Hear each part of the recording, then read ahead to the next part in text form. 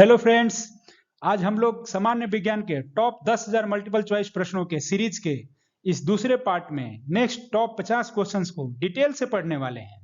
अगर आपने अभी तक पार्ट 1 नहीं देखा है तो उसको भी एक बार जरूर देख लेना, ताकि आपसे कोई भी महत्वपूर्ण जानकारी छूट न जाए, क्योंकि कॉम्पिटिटिव एग्जाम्स में एक एक मार्क्स का बहुत महत्व होता है। तो आइए शुरू करते हैं पार्ट 2 के पहले क्वेश्चन को। पौधे का कौन सा हिस्सा पानी और खनिज के परिवहन को सक्षम करता है? ऑप्शंस हैं फ्लोएम, तना, जाइलम, जड़े। अच्छा, पौधे के अंदर भी ट्रांसपोर्ट सिस्टम होता है, परिवहन सिस्टम, तो जिसमें एक तरफ से पानी पहुंचता है और एक तरफ से भोजन जो पत्तियों में बनता है। तो पहले तो ये देखते हैं कि ये तने का काम क्या है, जड़ का काम है। तना क्या करता है? टहनियाँ, फलों, फूलों तथा पत्तों का सहारा देता है। और जड़ से जल और खनिज ये अवशोषित होकर बाकी भाग में, पेड़ों के बाकी हिस्से में पहुंचता है। अच्छा, इसमें क्या होता है, फ्लोएम और जाइलम ये दो तरह के भाई समझ लीजिए। एक पेड़ में दो तरह के भाई होते हैं, ये संवहनी ऊतक होते हैं।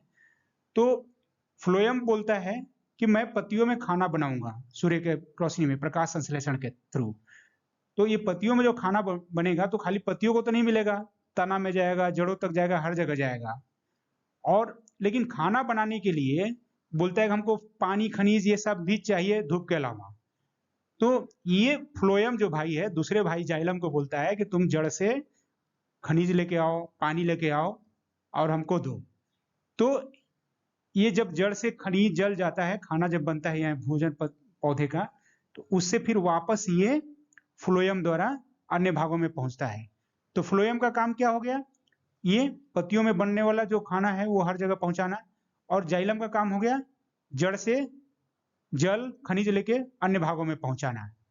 तो यहाँ पे क्या पूछ रहा है, पानी और खनिज के परिवहन को कौन सक्षम करता है? तो जल कहां से आ रहा है? पानी, जाइलम द्वारा। तो सही उत्तर जाइलम होगा। और इसको याद करने का एक तरीका है कि जाइलम में ज आ रहा है और जल में ज आ रहा है। तो जाइलम जैसे ही आया तो जल कहां से मिलता है? जड़ से आता है। तो ये जो जाइलम ही जल को लेके अन्य भाग में पहुंचाता है। अब फ्लोएम में फ है और फूड में फ है, तो फूड कैसे पहुंचेगा दूसरे भाग में? तो फ से याद कर लीजिए फ्लोएम। तो फ्लोएम पहुंचाएगा फूड और जाइलम पहुंचाएगा जड़। जीवन की मूलभूत इकाई क्या है? ऑप्शंस हैं कोशिका, अंग, उत्तक, नाभिक। सही उत्तर क्या होगा इसका? कोशिका। क्यों? क्योंकि कोशिका किसी भी जीवित पदार्थ का वो सबसे छोटा हिस्सा है जिसमें जीवन के लिए जो भी महत्वपूर्ण कार्य या प्रक्रियाएं हैं, जैसे श्वसन, उत्सर्जन, पोषण, प्रजनन इत्यादि, ये सारी जो है ये कोशिका के अंदर संभव है।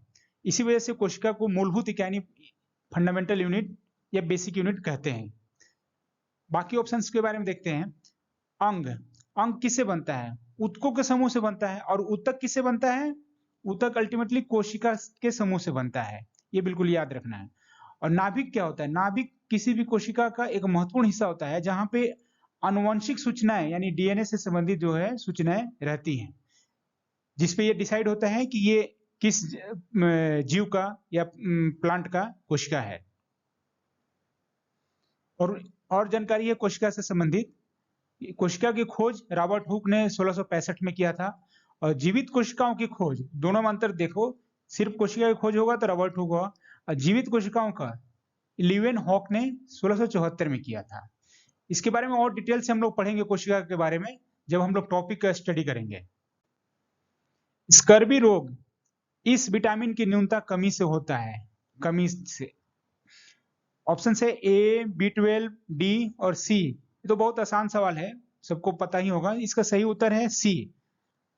बाकी के ऑप्शन में देखते हैं। विटामिन ए की कमी से क्या होता है? रतौंधी। मान लो कभी भूल गए तो कैसे याद रख सकते हो? यदि इतना आपको याद है कि विटामिन ए का वैज्ञानिक नाम रेटिनॉल।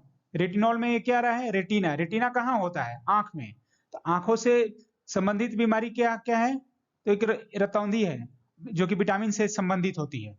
तो इस टाइप से आप रेटिनॉल भी याद रखेंगे विटामिन ए का नाम, तो इसे आप ये कनेक्ट कर सकते हैं कि रतौंधी जो है विटामिन ए की कमी से होता है। और विटामिन B12 की कमी से क्या होता है? हानिकारक रक्तहीनता। और सूखा रोग होता है विटामिन डी की कमी से, और विटामिन सी से तो स्कर्वी रोग हो गया, और इसका वैज्ञानिक नाम है स्कॉर्बिक अम्ल। बाकी विटामिन का भी वैज्ञानिक नाम आपको याद रखना चाहिए, जो हम लोग आगे पढ़ेंगे। विटामिन सी के स्रोत में क्या है? नींबू है, आंवला है, टमाटर और संतरा, यानी कि जो भी खट्टे जूस वाले ये जो फल होते हैं, ये विटामिन सी के स्रोत होते हैं। हवा में अम्ल वर्षा, एसिड रेन के छोड़े जाने के कारण होती है। ऑप्शन है carbon dioxide, carbon monoxide, sulphur dioxide, nitrogen oxide, oxygen और जल वाष्प, नाइट्रस ऑक्साइड और ओजोन। सही उत्तर क्या होगा इसमें? सल्फर डाइऑक्साइड और नाइट्रोजन ऑक्साइड। कैसे? कार्बन डाइऑक्साइड ये भी एक पोल्यूटेंट है, बट ये नमी के साथ, पानी के साथ प्रतिक्रिया करके क्या बनाता है? कार्बनिक अम्ल, जो कि एक कमजोर अम्ल है।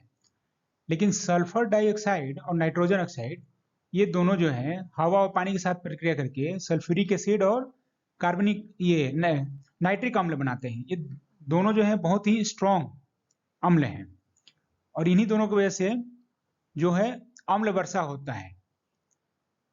और अम्ल वर्षा का एक प्रभाव हम लोग देखते हैं। ताजमहल का रंग पहले कैसा था?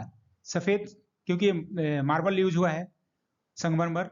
और इसमें क्या होता है? संगमरमर चूना पत्थर है, कैल्शियम है उसमें, और ये एसिड के साथ, बारिश में जो भी ये एसिड घुला रहता है, इसके साथ प्रतिक्रिया करके धीरे धीरे धीरे इसका रंग जो है बदलते जा रहा है, पीले रंग का होते जा रहा है। तो वो एसिड रेन की वजह से हो रहा है। मानव नाखून किसके बने होते हैं? ऑप्शन है pigment, elastin, albumin, keratin. Pigment तो एक तरह से कलर को बोलते हैं। इलास्टिन और एल्बुमिन, ये दोनों जो है ये एक तरह का प्रोटीन है, एक प्रकार का प्रोटीन है। और केराटिन ये भी एक प्रकार का प्रोटीन है, और नाखून भी इसी केराटिन का ही बना होता है। और पशुओं के सींग, वो भी इसी केराटिन मटेरियल का बना होता है। टूथपेस्ट की सामग्रियों में से एक नहीं है। Calcium carbonate, sodium carbonate, magnesium carbonate, fluoride. तो पहले तो ये देखते हैं कि टूथपेस्ट में क्या क्या मटेरियल मिला होता है। एक होता है अपघर्षक, एब्रेसिव। इसमें क्या क्या डालते हैं? Calcium carbonate, magnesium carbonate, silica gel और एल्युमिनियम हाइड्रोक्साइड। दूसरा होता है डिटर्जेंट यानी अपमार्जक। इसका काम होता है उसको दांतों को साफ करना। इसके लिए कौन सा केमिकल यूज होता है? सोडियम लॉरिल सल्फेट, जो झाग बनता है ना, इसी की वजह से बनता है। और एक होता है ह्यूमिडिफायर, आर्द्रक। इसके लिए सोर्बिटॉल यूज करते हैं। इसके अलावा इसमें फ्लोराइड भी यूज किया जाता है। फ्लोराइड दांतों को सड़न को रोकने के लिए यूज किया जाता है। तो ये तो होता ही है। यहाँ पे मैग्नीशियम कार्बोनेट ये भी होता है, और कैल्शियम कार्बोनेट भी होता है। सोडियम कार्बोनेट इसमें से कहीं नहीं दिख रहा है, तो सही उत्तर होगा इसका सोडियम कार्बोनेट। ब्लॉटिंग पेपर द्वारा स्याही सोखने का क्या कारण है? ऑप्शन है कागज की खुरदरी प्रकृति, परासरण, कैपिलरी प्रक्रिया, सोखन। सही उत्तर होगा कैपिलरी प्रक्रिया। ये ब्लॉटिंग पेपर है, इसमें ये देखिए खुरदरा है, और ये इसमें पहले समझते हैं कैपिलरी एक्शन क्या होता है। ये मान लीजिए कोई बर्तन है जिसमें ये पानी रखा हुआ है, ये पतली सी जो दिख रही है नली टाइप की, इसी को केशिका नली बोलते हैं। तो इसका एक प्रॉपर्टी होता है केशिका नली का, कि जब किसी पानी में इसको डुबाते हैं तो थोड़ा सा पानी जो है केशिका नली में ऊपर चढ़ जाता है, एक ऐसी प्रॉपर्टी होती है।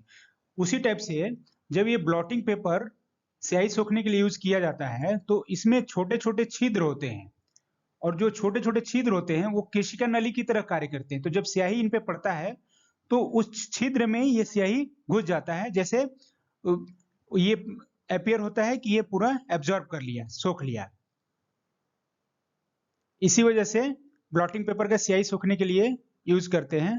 तो सही उत्तर इसमें कैपिलरी प्रक्रिया यानी कैपिलरी एक्शन होगा। माचिस की तिलियों में होता है सल्फर, फास्फोरस, मैग्नीशियम, पोटेशियम। सही उत्तर हो फास्फोरस।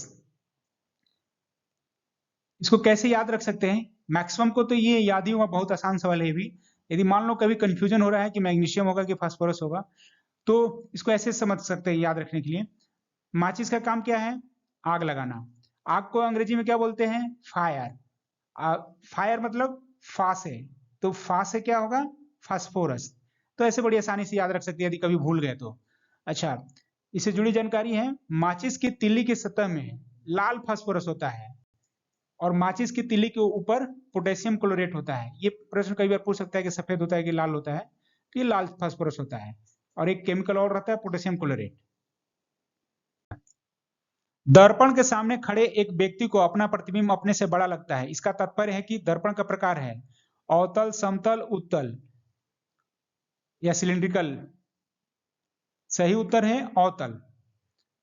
अवतल दर्पण में समानता मान के चलिए बड़ा होता है प्रतिबिंब, इतना याद रखना है। समतल में बराबर होता है और उत्तल में छोटा होता है, ये समानता है। ये अवतल दर्पण है।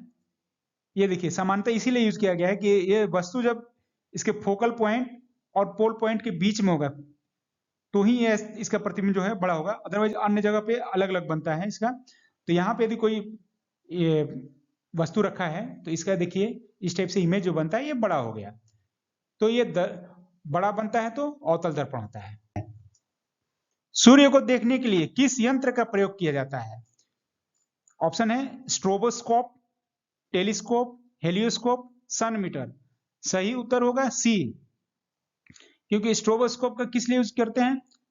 चलते हुए किसी पिंड को स्थिर रूप में देखने के लिए, और टेलीस्कोप तो दूर की वस्तुओं को देखने के लिए।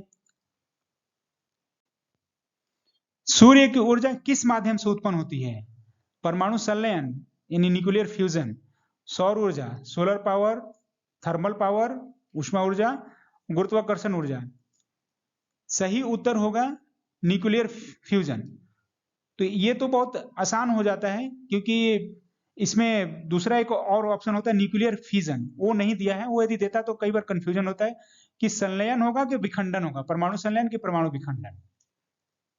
अच्छा, इससे संबंधित जानकारी एक और जान लेना चाहिए कि न्यूक्लियर एनर्जी भी जनरेट किया जाता है तो उसे बिजली उत्पन्न किया जाता है, यानी जिसको परमाणु ऊर्जा संयंत्र बोलते हैं।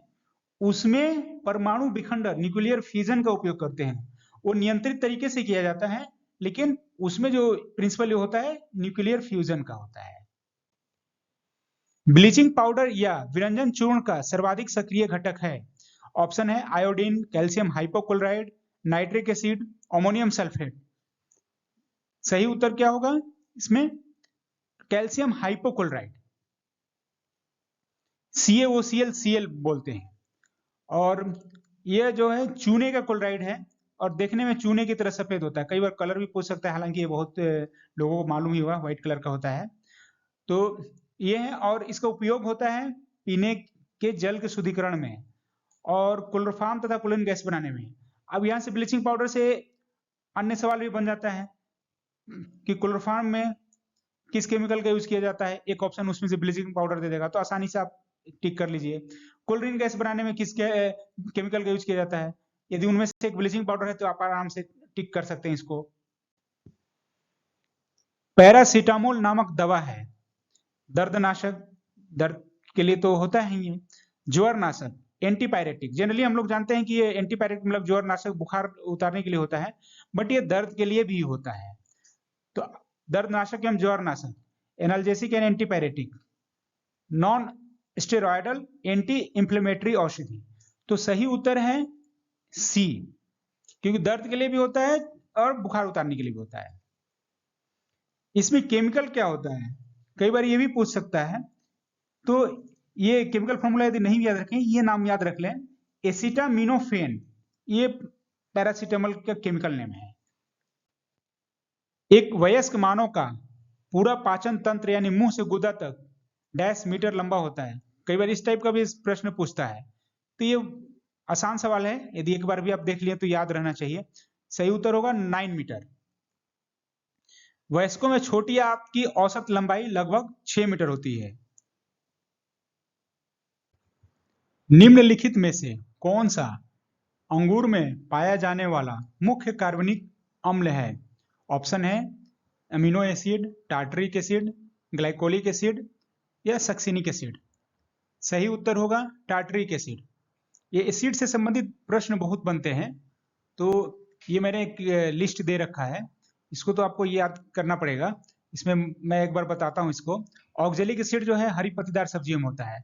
अच्छा, ये ध्यान रखिएगा, हरी पत्तीदार सब्जियों की वजह से पथरी भी होता है जब एक्सेस में खाया जाता है, क्योंकि यही ऑक्जेलिक एसिड कैल्शियम के साथ मिलकर कैल्शियम ऑक्जेलेट बनाता है, जो किडनी या ये गॉल ब्लैडर में पथरी बनता है। तो ये ऑक्जेलिक एसिड हरी पत्तीदार सब्जियां, ऐसे आप याद रख सकते हैं। एसिटिक अम्ल सिरका में होता है। टार्टरिक अम्ल अंगूर या इमली में होता है। फार्मिक या मेथनोइक एसिड, जितने चींटी मधुमक्खी सब कीड़े मकोड़े जो काटते हैं, तो ये उनमें जो होता है फॉर्मिक एसिड होता है। इसी वजह से काटने पे थोड़ा सा स्वेलिंग टाइप का या जलन टाइप का भी महसूस होता है, ये फॉर्मिक एसिड की वजह से होता है।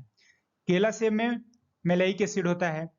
और दूध दही से संबंधित जो एसिड है वो लैक्टिक एसिड है। इवन हम लोग मांसपेशियों में दर्द होने लगता है जब भी हम लोग एक्सरसाइज करते हैं, तो वो लैक्टिक एसिड की वजह से होता है, वो जमा हो जाता है मसल्स में।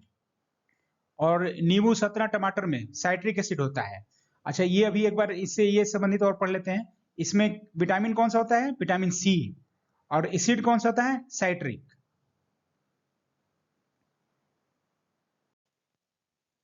निम्नलिखित धातुओं में से कौन सा फोटो फिल्मों में इस्तेमाल किया जाता है?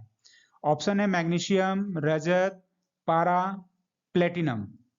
सही उत्तर होगा रजत। इसमें क्या केमिकल यूज होता है? Silver bromide. क्यों होता है?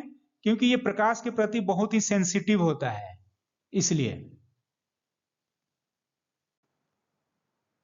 निम्नलिखित में से किसका प्रयोग पानी की स्थायी कठोरता को दूर करने के लिए किया जा सकता है?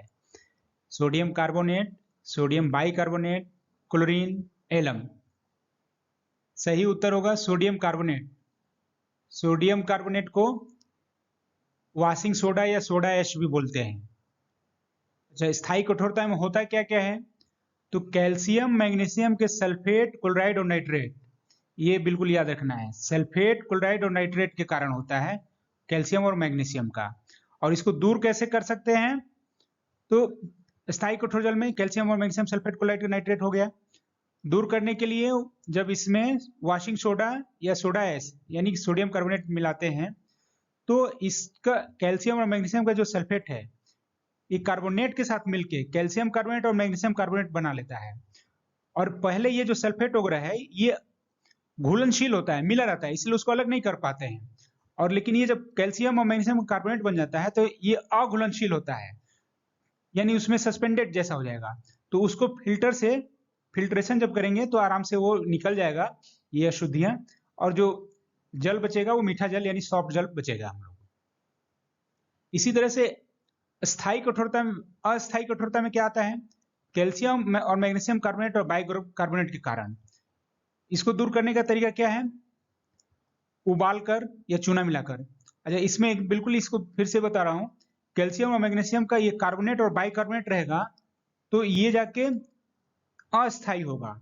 और वही सल्फेट, क्लोराइड, नाइट्रेट हो जाएगा, तो ये स्थायी हो जाएगा। इससे संबंधित बहुत तरह के प्रश्न पूछे जा सकते हैं कि स्थायी कठोरता किसकी वजह से होता है या अस्थायी कठोरता किसकी वजह से हो सकता है। तो इसमें जितने फैक्ट बताया हूं, इसको बहुत ध्यान से एक बार दो बार करके समझ लेना और याद कर लेना। निम्नलिखित में से कौन सा सत्य है? रेटिना पर बनने वाला प्रतिबिंब उल्टा होता है। रेटिना पर बनने वाला प्रतिबिंब मूल छवि से दोगुना होता है। रेटिना पर बनने वाला प्रतिबिंब का आकार वस्तु के समान होता है। रेटिना पर निर्मित प्रतिबिंब ऊर्ध्व होता है। सही उत्तर क्या होगा इसमें? ए, यानी कि रेटिना पर जो प्रतिबिंब बनता है, इमेज बनता है, वो उल्टा होता है। नेत्र गोलक को नियंत्रित करने के लिए कितनी मांसपेशियों का इस्तेमाल किया जाता है? 5, 4, 6, 7। सही उत्तर होगा 6। ये देखिए, 1 हो गया, 2, 3 और ये 4 और ये 5 और ये 6। ये इस टाइप से मांसपेशियां ये जो दिख रही हैं, इसकी बात हो रही है। तो ये 6 मांसपेशियां होती है। नेफ्रोलॉजी रिक्त स्थान के साथ जुड़ा हुआ है। जिगर, फेफड़ा, गुर्दा, ग्रहणी। नेफ्रोलॉजी एक ग्रीक शब्द है नेफ्रो, इससे बना हुआ है, जिसका मीनिंग होता है गुर्दा यानी किडनी। और ओलॉजी एक कॉमन शब्द है, इसका मतलब होता है अध्ययन। बहुत सारी चीजों में आप देखेंगे ओलॉजी जुड़ा रहता है, तो जहां ओलॉजी है इसका मतलब है स्टडी या अध्ययन। तो नेफ्रो मतलब गुर्दा, नेफ्रोलॉजी मतलब गुर्दे का अध्ययन, तो ये गुर्दे से संबंधित हो गया, तो सही उत्तर क्या होगा? गुर्दा। और इसी टाइप का अन्य शब्द भी पूछता है, उसको देख लेते हैं। कार्डियोलॉजी, तो लॉजी मतलब तो अध्ययन है, कार्डियो मतलब ये हार्ट से संबंधित होता है, ये बहुत सारे जगहों पर यूज होगा। कार्डियो मतलब जहां भी कार्डियो कह रहे हैं, इसका मतलब वो जरूर हृदय से बात कर रहे हैं, हृदय से संबंधित बात कर रहे हैं। न्यूरो ये दिमाग से संबंधित होता है, मस्तिष्क से, तो न्यूरोलॉजी होगा मस्तिष्क का अध्ययन, ठीक है। गैस्ट्रोएंट्रोलॉजी, अच्छा गैस, जनरली गैस कहाँ बनता है? स्टोमक में। स्टोमक क्या है? पाचन तंत्र का हिस्सा है, तो गैस्ट्रोएंट्रोलॉजी किसका अध्ययन हो गया? पाचन तंत्र का। इसी टाइप से एंडोक्रिनोलॉजी हार्मोन से संबंधित, पल्मोनोलॉजी श्वसन प्रणाली से रिलेटेड, रूमेटोलॉजी टिश्यू मांसपेशियों से संबंधित, डर्मिटोलॉजी, तो डर्मिटो ये क्या है? स्किन से संबंधित है। और ऑन्कोलॉजी, ऑन्कोलॉजी ये कैंसर के अध्ययन होता है, अर्बुद विज्ञान भी इसको बोलते हैं। रेडियम किस खनिज से प्राप्त किया जाता है? रुटाइल, हेमेटाइट, चूना पत्थर, लाइमस्टोन, पीच ब्लेंड। सही उत्तर होगा पीच ब्लेंड। रुटाइल किस लिए होता है? अब इसमें तो रेडियम का पूछा है, लेकिन कई बार टाइटेनियम का पूछ सकता है, कभी लोहा का पूछ सकता है, तो इसमें बाकी जानकारी भी देखना जरूरी है। रुटाइल टाइटेनियम ओर के लिए है, टाइटेनियम एस्क है। और हेमेटाइट तो सबको पता ही होगा, ये लॉ एस्क मतलब एफी जिसको बोलते हैं आयरन के लिए। चूना पत्थर ये मुख्य रूप से कैल्शियम कार्बोनेट है। और पीच ब्लेंड जो है रेडियम के लिए होता है। पीच ब्लेंड एक यूरेनियम एस्क भी है। और थोरियम, थोरियम जो है मोनाजाइट से ये प्राप्त किया जाता है। भारत में भी थोरियम पाया जाता है, ये केरला के तट पर ये इसको मिलता है ये थोरियम। मक्का, आलू, गन्ना, पेड़ी, मूंग फसल चक्र उदाहरण है। 2 वर्षीय, 3 वर्षीय, 4 वर्षीय, 1 वर्षीय, इस टाइप का भी प्रश्न पूछा जाता है। ये हालांकि जेपीएससी यानी झारखंड पब्लिक सर्विस कमीशन का प्रश्न है। सही उत्तर होगा 2 वर्ष। जब दूध खट्टा हो जाता है तो रिक्त स्थान का उत्पादन होता है, क्या बनता है? Lactose, lactic acid, salicylic acid, linoleic acid. अभी पढ़े थे हम लोग दूध खट्टे दूध में कौन सा एसिड होता है? सैलिसिलिक होता है, लिनोलिक कि लैक्टिक? ये सही उत्तर होगा लैक्टिक, लैक्टिक एसिड होता है इसमें। जब कार एक मोड़ लेती है तो वो कौन सा बल है जो हमें बाहर की ओर धक्का देता है? सेंट्रीपिटल, अपकेंद्री बल, घर्षण बल, तनाव बल। जो बाहर की ओर धक्का देता है वो होता है सेंट्रीफ्यूगल यानी अपकेंद्री बल। ऑन्कोलॉजी किस बीमारी के उपचार से जुड़ा है? अभी जस्ट हमने पढ़ा इसको। अस्थि सुषिरता नहीं, मधुमेह ये भी नहीं होगा, कैंसर। सही उत्तर कैंसर होगा। चौथा ऑप्शन भी देख लेते हैं, वृक्क संबंधी विफलता है, रीनल फेलियर, तो सही उत्तर होगा सी, कैंसर। ये अस्थि सुषिरता क्या है? हड्डी का खनिज घनत्व, बोन डेंसिटी जो जिसको बोलते हैं, और द्रव्यमान कम हो जाता है। कैल्शियम की कमी से ये सब चीजें होती हैं, तो कैल्शियम विटामिन डी की कमी से। तो ये हो गया ओस्टियोपोरोसिस। और मधुमेह क्या होता है? जब पैंक्रियाज में इंसुलिन की कमी से रक्त शर्करा या ग्लूकोज बढ़ जाता है, वो कंडीशन मधुमेह का होता है। और बाकी इसका सही उत्तर तो कैंसर होगा। आगे बढ़ते हैं। कौन सा यंत्र समुद्र के स्तर से ऊपर की वस्तुओं को देखने के लिए पनडुब्बी में प्रयोग किया जाता है? ऑप्शन है पायरोमीटर, एपिडियास्कोप, पेरिस्कोप, ओडोमीटर। सही उत्तर होगा सी, पेरिस्कोप। ये देख सकते हैं। पायरोमीटर क्या होता है? अपेक्षाकृत उच्च तापमान मापने का उपकरण, बहुत ज्यादा टेम्परेचर जहां होता है वो मापने के लिए यूज होता है। एपिडियास्कोप एक तरह का प्रोजेक्टर है। ओडोमीटर वाहन द्वारा तय की गई दूरी को मापने के लिए किया जाता है। ये देखिए ओडोमीटर, ये गाड़ी में देखते होंगे। पेरिस्कोप ऐसा होता है, ये सबमरीन पे फिट है ये। और एपीडियास्कोप प्रोजेक्टर इस टाइप का होता है। पायरोमीटर इस टाइप का एक होता है, गेज यंत्र है। आग को बुझाता है O2, CO2, SO2, NO2। O2 क्यों बुझाएगा? O2 से ऑक्सीजन से तो कोई चीज जलता है, तो ये तो सही उत्तर नहीं होगा। एक चीज देखते हैं, कोई भी चीज जब आग जलने के लिए, ये फायर ट्रायंगल जिसको बोलते हैं, इसमें तीन चीजें जरूरत होती है। पहला तो जो जल रहा है मटेरियल यानी ईंधन, दूसरा उसके लिए हीट चाहिए होगा, और तीसरा ऑक्सीजन, तो ही वो जलेगा। इन तीनों में से कोई भी एक हटा देंगे तो ये नहीं जल पाएगा। तो जब आग लगी है तो उसको ऑक्सीजन या तो ईंधन हटा नहीं पा रहे हैं, उसमें तो ऑलरेडी जल रहा है तो उसमें उसको मिल रहा है। तो हम लोग का फोकस होता है कई बार कि ऑक्सीजन को कट किया जाए। तो ऑक्सीजन कट करने के लिए क्या होता है, उसमें हम लोग उसको CO2 देते हैं। CO2 क्या करता है, ऑक्सीजन को विस्थापित करके आग बुझा देता है। तो सही उत्तर होगा CO2। ब्रेड बनाने के इस्तेमाल किया जाने वाला खमीर किण्वन के लिए उत्प्रेरक के रूप में कार्य करता है, किण्वन की प्रक्रिया में मदद नहीं करता है, इसे स्वादिष्ट बना देता है, संरक्षक प्रिजर्वेटिव के रूप में कार्य करता है। सही उत्तर ए होगा, किण्वन के लिए उत्प्रेरक के रूप में कार्य करता है। अंतरिक्ष यान के अंदर अंतरिक्ष यात्री रिक्त स्थान वजन महसूस करते हैं, ज्यादा, कम, शून्य, जी फोर्स पर निर्भर करता है। जी फोर्स क्या होता है, ये गुरुत्वाकर्षण बल। सही उत्तर क्या होगा, शून्य, यानी भारहीन महसूस करते हैं, ऐसा लगता है जैसे फ्लोट कर रहे हैं अंतरिक्ष में। एक परमाणु की परमाणु संख्या क्या होती है जिससे 10 प्रोटॉन और 11 न्यूट्रॉन होते हैं? 1, 10, 11, 21, ये ऑप्शन है। सही उत्तर होगा आपका 10। क्यों? परमाणु संख्या क्या होता है, परमाणु संख्या या परमाणु क्रमांक भी बोलते हैं, ये बिल्कुल याद रखिए। प्रोटॉन की जितनी संख्या है वही उसकी परमाणु संख्या है या परमाणु क्रमांक है। एक विकार जिसमें एक व्यक्ति दूर की वस्तु को स्पष्ट रूप से नहीं देख सकता है, उसे क्या कहा जाता है? Hypermetropia, night blindness, myopia, strabismus. सही उत्तर होगा मायोपिया। अच्छा, ये थोड़ा सा कंफ्यूजिंग रहता है, कहते हैं दूरदृष्टि, लेकिन उसमें उसका नजर कमजोर होता है पास का।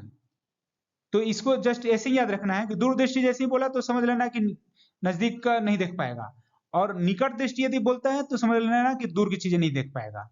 और इसका अंग्रेजी वर्ड भी याद रखना है, मायोपिया मतलब निकट दृष्टि दोष, हाइपरमेट्रोपिया मतलब दूरदृष्टि दोष। अच्छा, नाइट ब्लाइंडनेस क्या है? इसी को रतौंधी बोलते हैं, और अभी हम लोग पढ़े थे, तो इसको विटामिन ए की कमी की वजह से होता है नाइट ब्लाइंडनेस। स्ट्राबिस्मस क्या है? ये भेंगापन सुने होंगे, उसी को अंग्रेजी में जो स्ट्राबिस्मस बोलते हैं, या तिर्यक दृष्टि, मतलब थोड़ा सा तिरछा देखता है, आंख देखेंगे उसका तो थोड़ा सा लगेगा कि थोड़ा साइड में दिख रहा है, तो वो स्ट्राबिस्मस ये होता है। इसके अलावा आंखों की बहुत सारी बीमारी होती है, इसको जब आंखों के बारे में पढ़ेंगे डिटेल में जब टॉपिक में, तब इसके बारे में बताएंगे। निम्न में से कौन सा हार्मोन थायराइड ग्रंथि द्वारा स्रावित नहीं होता? Thyroxine, calcitonin, triiodothyronine, thymosin. सही उत्तर होगा थाइमोसिन। अब ये देखिए, बहुत सारे हार्मोन जो होते हैं और किस ग्रंथि से होते हैं, इससे संबंधित बहुत प्रश्न बनते हैं। इसको बिल्कुल अच्छे से प्रैक्टिस करके याद कर लेना, ये से प्रश्न आते ही आते हैं। तो हाइपोथैलेमस क्या क्या करता है? Dopamine, oxytocin, somatostatin. और इसको हम लोग बाद में डिटेल से पढ़ेंगे किस हार्मोन का क्या फंक्शन है। अभी के लिए इतना देख लेते हैं। पीयूष ग्रंथि में ये सारे हार्मोन आते हैं, वैसोप्रेसिन, प्रोलैक्टिन, ऑक्सीटोसिन। पीनियल ग्रंथि मेलाटोनिन करता है, थायराइड से थायरोक्सिन, कैल्सिटोनिन, ट्राईआयोडोथायरोनिन। इसमें इसीलिए थाइमोसिन जो है सही उत्तर होगा इसमें, क्योंकि थाइमोसिन जो है थाइमस ग्रंथि से होता है। बाकी भी देख लीजिए, अग्नाशय में इंसुलिन आता है, अग्नाशय को पैंक्रियाज बोलते हैं, और अंडाशय में एस्ट्रोजन, प्रोजेस्टेरोन, वृषण में टेस्टोस्टेरोन। सूरज की रोशनी के संपर्क में आते ही हमारी त्वचा सांवली हो जाती है, ऐसा किसकी उपस्थिति के कारण होता है? केराटिन, ऑक्सिलोफाइड, मेलानिन, फ्लोक्साथिन। सही उत्तर होगा मेलानिन। केराटिन क्या है? एक प्रकार का प्रोटीन है जो चर्म, नाखून और बालों में पाए जाते हैं। अभी हम लोग कुछ टाइम पहले पढ़े भी थे एक क्वेश्चन में कि नाखून में क्या होता है, तो केराटिन होता है। और मेलानिन सूर्य की खतरनाक अल्ट्रावायलेट यूवी किरणों को अवशोषित करता है। जल शोधन में कौन सी प्रक्रिया का प्रयोग किया जाता है? परासरण, विपरीत परासरण, साइटोलिसिस, टर्गर दाब। यह भी हम लोग एक प्रश्न में पढ़े थे, रिवर्स osmosis होता है, आरओ। तो सही उत्तर आरओ होगा। साइटोलिसिस क्या है? कोशिका विघटन को साइटोलिसिस बोलते हैं इंग्लिश में। और टर्गर दाब क्या होता है? पौधों की कोशिकाओं के अंदर पानी के दबाव को स्फीति दबाव कहा जाता है। अब ये प्रश्न पूछे देगा कि टर्गर दबाव किससे संबंधित है? नीचे पौधा, मनुष्य, जानवर, ये सब दिया रहेगा, तो ये पौधों से संबंधित है। रेटिनॉल मुख्य रूप से डैश से संबंधित है? विटामिन ए, बी, डी, ई। अभी एक प्रश्न में हमने इसको भी पढ़ा था, रेटिना। रेटिनॉल है तो रेटिना से संबंधित है। रेटिना क्या होता है? आंख में होता है। और आंख में कौन से विटामिन से संबंधित होता है? एक बीमारी होती है आंख में, रतौंधी। तो किसकी कमी की वजह से होती है? ए। तो हो सकता है कि सही उत्तर ए हो। ये देख लीजिए, ये बहुत सारे विटामिन का अलग अलग नाम। सही उत्तर इसमें विटामिन ए ही होगा, रेटिनॉल यानी ए। और इससे संबंधित सवाल अक्सर बनते हैं, इसको पूरा याद कर लेना है, किस विटामिन को क्या बोलते हैं। निम्न में से किसका प्रयोग आइसक्रीम में एक स्टेबलाइजर के रूप में किया जाता है? जिलेटिन, चीनी, दूध, स्ट्रॉबेरी। सही उत्तर जिलेटिन है। स्टेबलाइजर का मतलब क्या होता है? आइसक्रीम की संरचना और बनावट को स्थिर रखने का कार्य, मतलब उसको स्टेबल करके रखता है। पौधों की पत्तियों से पानी के वाष्पीकरण को क्या कहते हैं? Transpiration, respiration, perspiration, evaporation. सही उत्तर है ट्रांसपीरेशन, जिसको हिंदी में वाष्पोत्सर्जन बोलते हैं। रेस्पिरेशन क्या है? श्वसन, जो श्वास लेना देना, लेना छोड़ना। पर्सपीरेशन मतलब पसीना जो निकलता है। और इवेपोरेशन वाष्पीकरण। पौधे अपनी जड़ों से प्राप्त नमी को जल वाष्प के रूप में अपनी पत्तियों से सूक्ष्म छिद्रों, स्टोमेटा के जरिए वायुमंडल में निकाल देते हैं। अब यहां से भी प्रश्न बनता है कि उनमें वाष्पोत्सर्जन कैसे होता है? तो स्टोमेटा, ये प्रश्न आ सकता है यहां से, तो इसको याद कर लेना। इसके अलावा जो है ट्रांसपीरेशन जैसे है, इस टाइप के अन्य भी प्रोसेस होते हैं, इसको भी डिटेल में हम लोग पढ़ेंगे जब टॉपिक पढ़ेंगे। ऑस्मोसिस, फोटोसिंथेसिस, डिफ्यूजन, डाइजेशन इत्यादि इस टाइप के बहुत सारे प्रोसेस होते हैं जिससे संबंधित सवाल पूछे जाते हैं। गली के पीले लाइट में किसका प्रयोग किया जाता है? Neon, nitrogen, phosphorus, sodium. क्या होगा सही उत्तर? इसका सही उत्तर होगा सोडियम। बल्ब से संबंधित, लाइट से संबंधित अन्य जानकारी देखते हैं। कुछ सक्रिय गैसेज हैं जैसे नियॉन, आर्गन, इन सब का बल्ब में प्रयोग किया जाता है। तो नियॉन का यूज किया जाता है टीवी, फोटोग्राफी तथा रेडियो में। और जो विज्ञापन के लिए यूज किया जाता है प्रदीप्त बल्ब, उसमें भी नियॉन गैस यूज करते हैं। और इस सामान्य जो बल्ब यूज करते हैं घरों में, इसके अंदर क्या होता है? इसके अंदर ये सब जो है आर्गन गैस भरा रहता है। और इससे संबंधित एक और प्रश्न पूछता है कि इसका जो बल्ब का फिलामेंट है वो किस मटेरियल का बना होता है? तो वो बना होता है टंगस्टन का। इसके साथ ही हेलोजन लैंप होता है, उसमें इनर्ट गैस तो आर्गन रहता है या नाइट्रोजन भी रहता है, लेकिन इसके साथ हेलोजन गैस में क्या आएगा? आयोडीन, ब्रोमीन, ये भी मिक्स करके डाला रहता है। और ये आप कॉमन यूज में देख सकते हैं, ये आपका जो मोटर व्हीकल्स होते हैं उनके हेडलाइट में, लैंप में यूज किया जाता है। तो इसको ये हेलोजन लैंप भी बोलते हैं। उसके अलावा एक और इनर्ट गैस है हीलियम। इसका सामान्य उपयोग कहाँ होता है? जो उड़ने वाले गुब्बारे होते हैं उसमें हीलियम गैस होता है। और एरोप्लेन के टायर में ये भी हीलियम गैस ही होता है। साथ ही जो डाइवर्स, गोताखोर होते हैं, वो गोता लगाने के लिए ऑक्सीजन लेके जाते हैं, तो वो ऑक्सीजन जो होता है उसमें हीलियम और ऑक्सीजन का मिश्रण रहता है। और जब इनर्ट गैसेस की बात कर रहे हैं तो एक और एलिमेंट होता है रेडॉन। इस रेडॉन का यूज किया जाता है कैंसर के इलाज में। तो ये इस टाइप का भी प्रश्न पूछा जाता है कि कैंसर के इलाज में निम्नलिखित में से किसका यूज होता है? तो ये रेडॉन याद रख सकते हैं। और इसको याद रखने का एक तरीका है, यदि कभी भूल गए तो ऐसे सोचिए, रोगों का डॉन कौन? कैंसर। कैंसर क्या होता है? सबसे खतरनाक बीमारी है, और रोगों का इसको डॉन इसलिए बोल सकते हैं। तो रोगों का डॉन कैंसर, और अक्रिय गैस से रिलेटेड यदि बात हो रहा है, कोई ऑप्शन होगा रेडॉन, तो रेडॉन से आर से रोग समझ लीजिए, रोगों का डॉन। तो इस टाइप से थोड़ा सा एक क्लू आपको मिल सकता है, थोड़ा यदि भूल रहे हो तो याद रख सकते हैं।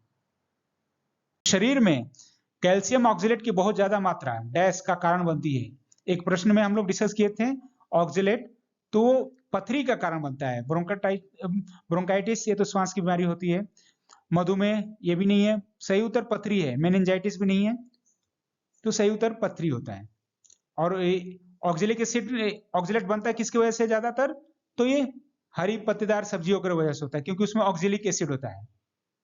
ब्रोंकाइटिस श्वास नली में होने वाली सोजनकारी बीमारी, ये तो पैनक्रियाज में इंसुलिन की कमी की वजह से, और ये दिमागी बुखार होता है। ये होता है किसकी वजह से? ये भी याद रखना है, जीवाणु, विषाणु, कवक, किसी की वजह से हो सकता है। मानव मस्तिष्क कौन सा हिस्सा बुद्धि, स्मृति और भावनाओं का केंद्र होता है? ऑप्शन है hypothalamus, cerebrum, corpus callosum, midbrain. सही उत्तर है सेरिब्रम। हाइपोथैलेमस से क्या होता है? तापमान, भूख, प्यास कंट्रोल होता है। और कार्पस कलोसम, ये होता है दो मस्तिष्क गोलार्धों को जोड़ता है। मिड ब्रेन में क्या होता है? दृश्य श्रवण के जवाब में सिर, गर्दन, धड़ की प्रतिवृत्ति गतिविधियों को नियंत्रित करता है मिड ब्रेन से। और एक होता है सेरिबैलम। सेरिबैलम क्या होता है? मुख्य रूप से गति और संतुलन पर केंद्रित होता है। तो अब ये सेरिब्रम है, कई बार सेरिबैलम से पूछ देगा, कई बार आपको मिड ब्रेन से पूछ देगा। तो ये सबके क्या क्या फंक्शन है, यहां से आप याद करके रखें इसको। तापमान का भी, बॉडी का तापमान कहां से कंट्रोल होता है, ऐसा प्रश्न आता है, तो हाइपोथैलेमस होता है उस कंडीशन में। लगभग किस तापमान पर पानी का घनत्व अधिकतम होगा? 0 डिग्री, 4 डिग्री, 39 डिग्री और 100 डिग्री। 0 डिग्री तो फ्रीजिंग पॉइंट होता है, हिमांक बिंदु बोलते हैं। 100 डिग्री पर तो पानी उबलता है, तो ये दोनों नहीं होगा। 39 डिग्री तो ऐसे ही दे दिया है ऑप्शन। 4 डिग्री पे होता है सही उत्तर। क्यों होता है? क्योंकि ये जब 0 डिग्री पे बर्फ जमता है तो उनका क्रिस्टल का स्ट्रक्चर ऐसे होता है, इनमें देखिए बहुत गैप रहता है, इसमें इतना सारा गैप रहता है। जब इसको बर्फ को हीट करेंगे, मतलब टेम्परेचर जब बढ़ाएंगे, तो थोड़ा थोड़ा ये स्ट्रक्चर टूटता है, तो थोड़ा थोड़ा ये सब जो है ना पास आने लगता है, जो हाइड्रोजन बॉन्ड रहता है, तो इनके बीच जो जगह है वो कम होने लगता है। तो जो जितना ही पास पास रहेगा उसका मॉलिक्यूल, तो उसकी डेंसिटी उतनी ही ज्यादा होती है, क्योंकि वॉल्यूम उसको कम चाहिए। तो इसी वजह से 4 डिग्री पे इसका वॉल्यूम सबसे ज्यादा होता है। उसके बाद हालांकि और फिर फर्दर गर्म करेंगे तो वो और फिर थोड़ा सा अलग दूर होने लगता है, यानी उसका वॉल्यूम फिर बढ़ने लगता है और घनत्व फिर घटने लगता है। इसीलिए 4 डिग्री पे जो होता है पानी का घनत्व सबसे ज्यादा होता है। पानी का क्वथनांक डैश है। अच्छा, ये तो हम लोग जनरली जानते हैं कि 100 डिग्री सेंटीग्रेड होता है, लेकिन यहाँ पे फ़ारेनहाइट में पूछा है, तो इसके रिलेटेड जो फॉर्मूला होते हैं वो हमको जानने चाहिए। ये देखिए, एक तो फॉर्मूला होता है फ़ारेनहाइट और सेल्सियस को बदलने के लिए, और दूसरा होता है केल्विन और सेल्सियस को बदलने के लिए। तो यहाँ फ़ारेनहाइट है, तो फ़ारेनहाइट में इसमें कैलकुलेट करेंगे तो ये आएगा 212 डिग्री फ़ारेनहाइट। सीधे सीधे याद रख लेना है कि 212 डिग्री होता है। और ये देखिए स्केल है तीनों का, यहाँ से कैसे फॉर्मूला निकलता है ये आपको डिटेल में हम पढ़ाएंगे, टॉपिक जब पढ़ाएंगे। यहाँ पे ये सिर्फ ये देखिए, ये 0 डिग्री बर्फ का पॉइंट है और 100 डिग्री उबलने का है। तो यहाँ पे 0 डिग्री मतलब बर्फ वाला पॉइंट, केल्विन पे बात करेंगे तो 273 होगा, और फ़ारेनहाइट में बात करेंगे तो 32 होगा। ये बिल्कुल याद रख लो। फ्रीजिंग पॉइंट तो 0, 273 और 32, इतना याद कर लो, काफी हो गया। और ये बॉइलिंग का जैसे ही पूछे तो 100 डिग्री सेंटीग्रेड में पूछे तो 100 डिग्री, केल्विन में पूछे तो सीधे 273 जोड़ दो इसमें, और फ़ारेनहाइट में पूछे तो 180 जोड़ना पड़ता है इसमें। तो ये 212 हो गया। 32 याद है, 180 जोड़ दोगे तो 212 आ जाएगा। तो ये इस टाइप से हम लोग याद करके रख सकते हैं। हालांकि ये फॉर्मूला याद रख लो तो और भी अच्छी बात है।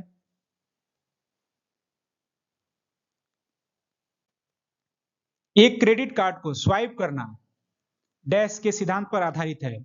इलेक्ट्रोमैग्नेटिक इंडक्शन, घर्षण बल, फोटो इलेक्ट्रिक प्रभाव, गतिशील प्रौद्योगिकी। सही उत्तर होगा इलेक्ट्रोमैग्नेटिक इंडक्शन।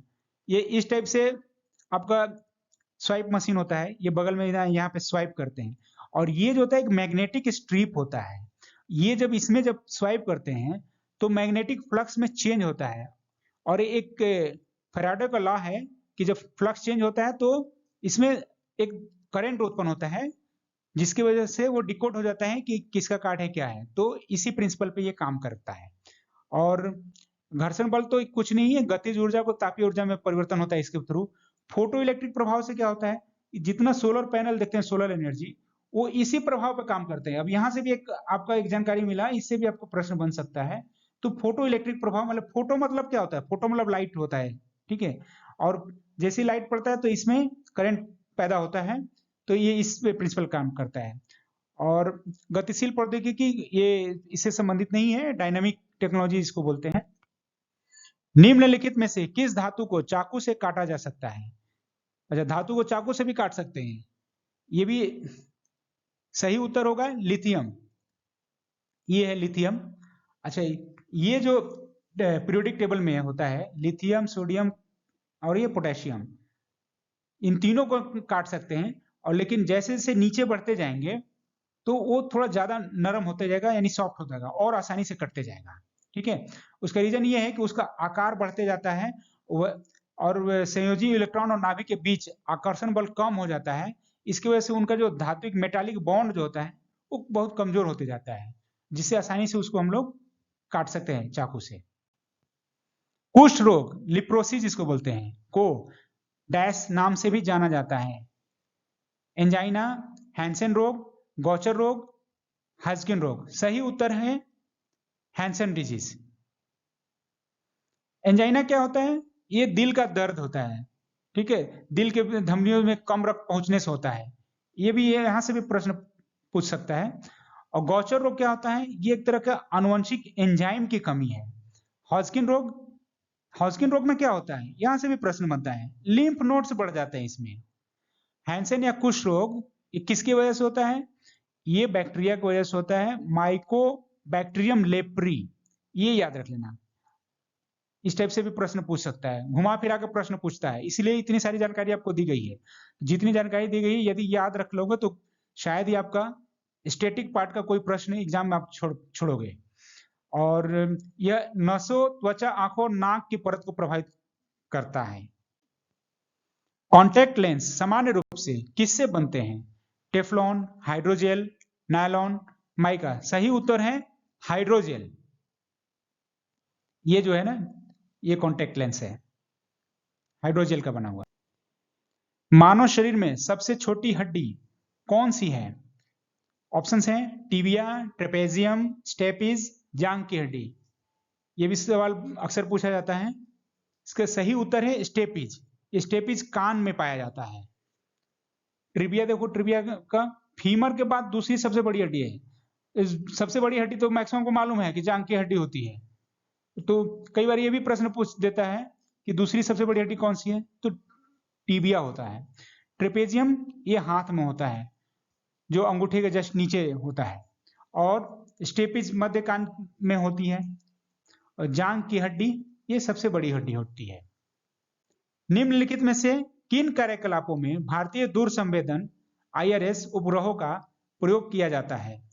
फसल की उपज का आकलन, भौम जल ग्राउंड वाटर संसाधनों का स्थान निर्धारण इत्यादि। इस तरह से कई सारे ऑप्शन दिए हैं। सही उत्तर क्या होगा इसमें? सही उत्तर होगा फसल की उपज जल, भौम जल और खनिज का अन्वेषण। ये जो है दूर संचार है, यातायात, ये दूसरे उपग्रह से होते हैं, जिसका नाम है इनसैट। इनसैट या जीसैट जो होता है, दूर संचार, टेलीविजन प्रसारण, ये सब जो होता है इनसैट जीसैट से होता है। IRS से मौसम इत्यादि ये सब का आकलन पता चलता है।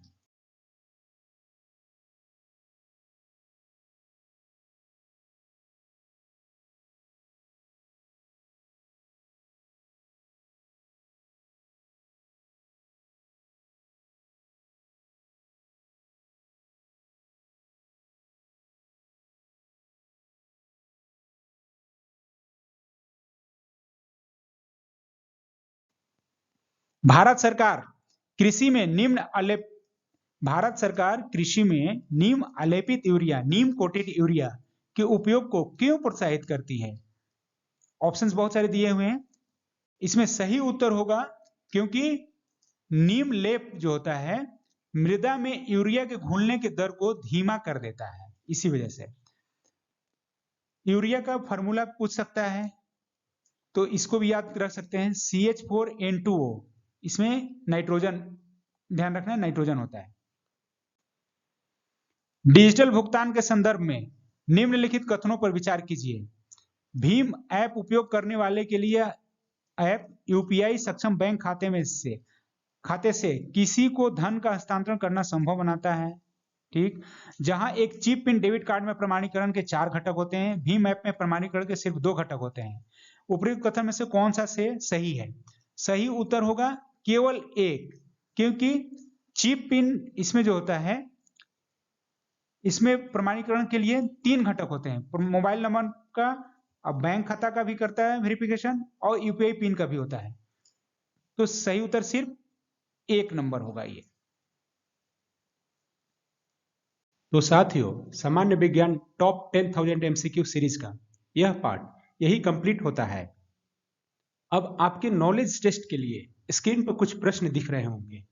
यदि आपको इनका सही उत्तर पहले से ही मालूम है तो आप कमेंट में लिख सकते हैं। देखते हैं कितने लोगों को सभी प्रश्नों के सही उत्तर पहले से ही मालूम है। तो जल्दी जल्दी सही उत्तर बताना शुरू कर दें।